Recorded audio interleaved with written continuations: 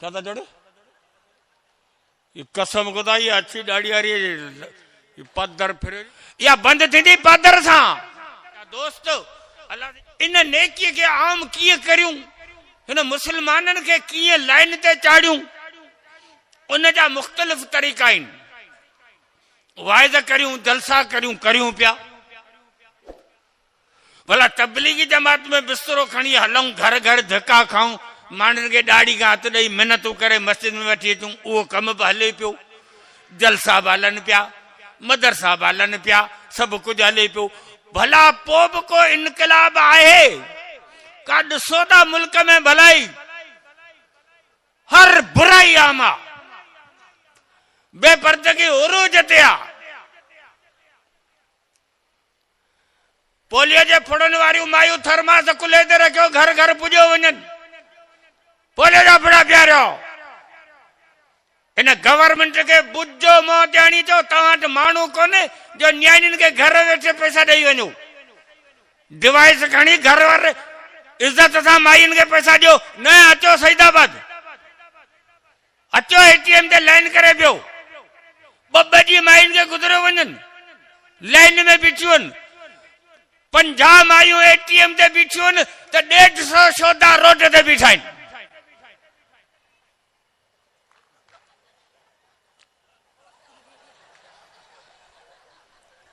हथ वठी मुसलमाननि मां हया ऐं गैरत जो ॾेवालो कढियो पियो वञे पैसनि जी लालच ॾेई मुसलमान मां पर्दो खसियो पियो वञे शराब आम है जुआ आम है मिलावट आम है हर शय 2 नंबर जी आ खीर 2 नंबर मक्खन 2 number oil 2 number grease 2 number petrol 2 number diesel 2 number दवाऊं 2 नंबर सब्जी 2 नंबर गोश्त 2 नंबर हर शय 2 नंबर इलेक्शन भी 2 नंबर सुभान अल्लाह या बुराई बदमाशी जेका चोट चढ़ी वही है हिन मुल्क में या कीअं बंद थिए वाइदनि सां वाइद त करियूं पिया तबलीगी जमात सां उहे त हलनि पिया या बंद थींदी पादर सां अल्लाह जी 4 किताब नाज़िल कया 5 पादर नाज़िल कई सौंटो हुजे साण त गॾे गोई न करे असांखे ॾियो भला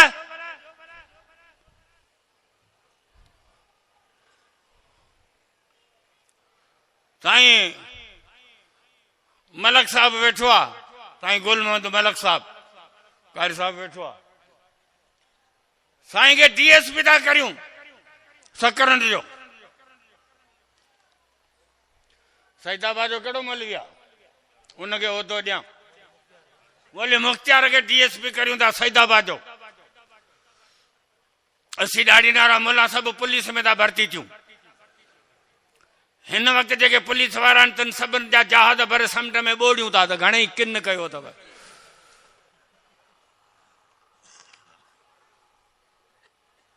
राशिद मोहम्मद के वजीर आला था करियूं साईं मौलाना फजल रहमान के वजीर आजम था करियूं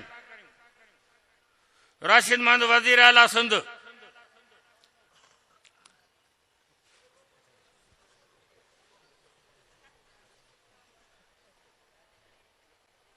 अच्छी मोला पुलिस में भर्ती थिया तूं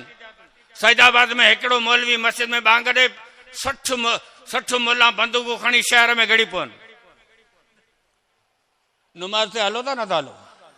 क्या था जोड़े ये कसम खुदा ये अच्छी दाढ़ी आ रही है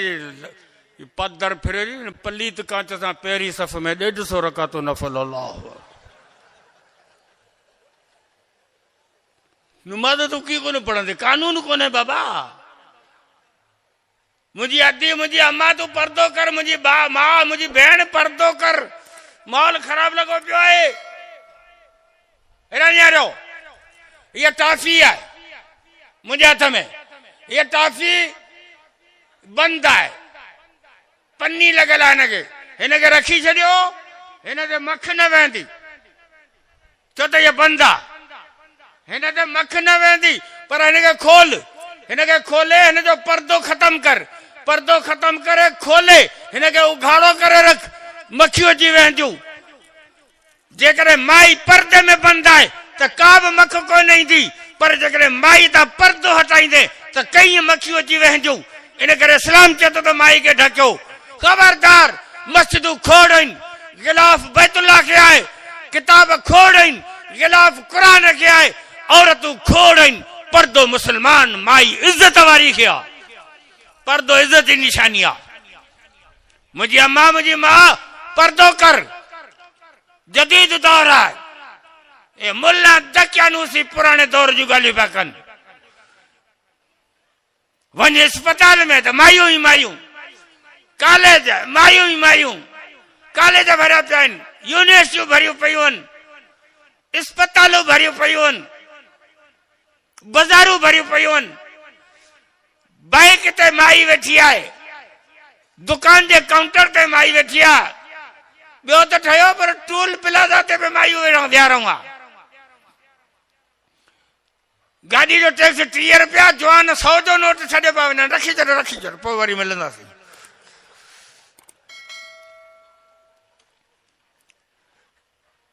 माइयुनि खे इस्तेमाल करियो।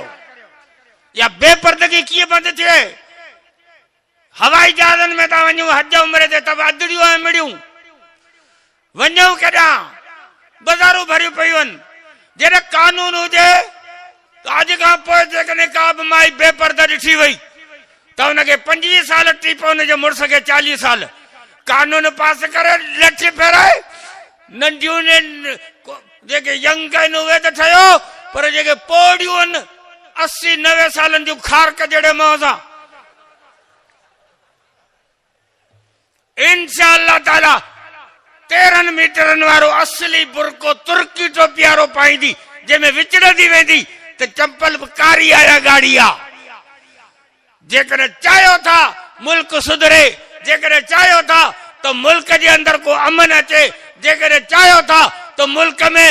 अल्लाह जे क़ुरान वारो निज़ाम अचे, त आलमनि जा हथ मज़बूत करियो। आलमनि खां सवाइ हिन मुल्क जो हाणे को ॿियो बि सुधारो कोन्हे। 75 साल तव्हां आज़मायो आहे, हाणे त आलमनि जो वारो आहे। आलमनि खे वारो ॾियो, जेकॾहिं न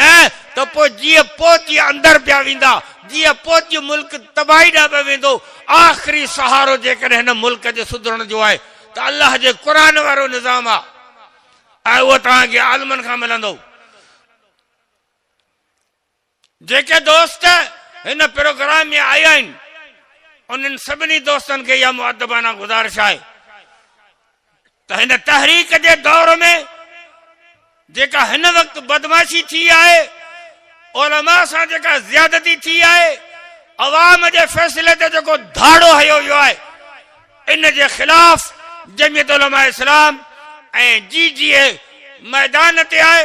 तहरीक जो ऐलान आहे। थी सघे थो अॻियां हली करे जिहाद जो बि ऐलान थिए, छो त मौलाना फज़ल रहमान साहब चई चुका आहिनि त फ़ैसिलो हाणे ऐवाननि में कोन थींदो, मैदाननि में थींदो। राशिद महमूद चई चुको आहे त तव्हां सदाई असांखे भाई अब्दुल वहाब तबलीगी जमात वारी शक्ल में असांखे ॾिठो आहे, पर हाणे इंशाअल्लाह जमियत उलमा इस्लाम जे जवाननि खे तव्हां मुल्ला उमर जे शक्ल में ॾिसंदा। जेके जेके दोस्त उलमा जमियत उलमा इस्लाम ऐं उलमा जा हामी ऐं मददगार आहिनि, इन प्रोग्राम में उहे हथ मथे खणी वाइदो कनि त इंशाअल्लाह तकबीर जमीयत उलमा इस्लाम, जमीयत उलमा इस्लाम इंशाअल्लाह इन सिलसिले में 22 तारीख खमीस जे ॾींहुं सईदाबाद टूल प्लाज़ा ते जमियत उलमा इस्लाम जे तरफ़ खां धरणो लॻंदो, रोड ब्लॉक थींदो, जंहिंमें ख़ासि महिमान अल्लामा राशिद महमूद सोमरो ऐं साईं अब्दुल कयूम हालिज शरीफ वारा हूंदा।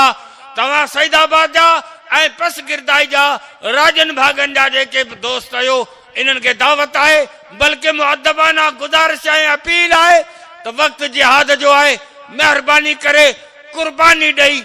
उलमा जो ॿाह खे मज़बूत करियो ऐं उलमा जो साथ ॾियो। 22 तारीख़ खमीस जे ॾींहुं 10 बजे तव्हां सईदाबाद टूल प्लाज़ा ते पहुची उलमा जे हथनि खे मज़बूत करियो। चओ इंशाअल्लाह सभु शरीक थींदासीं। अल्लाह तबारक व तआला पोयां तकरीरूं त खोड़ थींदियूं, आलम सगोरा ॿिया पाइनि, पर आऊं ॾिसां थो तो तव्हां जेके बि मुस्लमान ॿाहिरि आया आहियो इन्हनि में केतिरो जज़्बो आहे उन्हनि जी मूंखे ख़बर पवंदी। तव्हांजे आमीन मंझां त ॾिसूं आमीन आस्ते था चवनि, वॾे सॾ था चवनि, ॿरे सूर सां था चवनि या दिलि जे शौक़ सां था चवनि, उहा ख़बर तव्हांजे आमीन मां पवंदी। या अल्लाह जेके मुजाहिद मुस्लमान अॼु सईदाबाद जे जलसे में शरीक थिया आहिनि इन्हनि सभिनी मुस्लमाननि खे जज़्ब जिहाद नसीब फरमा ऐं शहादत जो मौत नसीब फरमा। अल्लाह या अल्लाह तूं ॿुधी बि क़बूल फरमाए। व आख़िर दवाना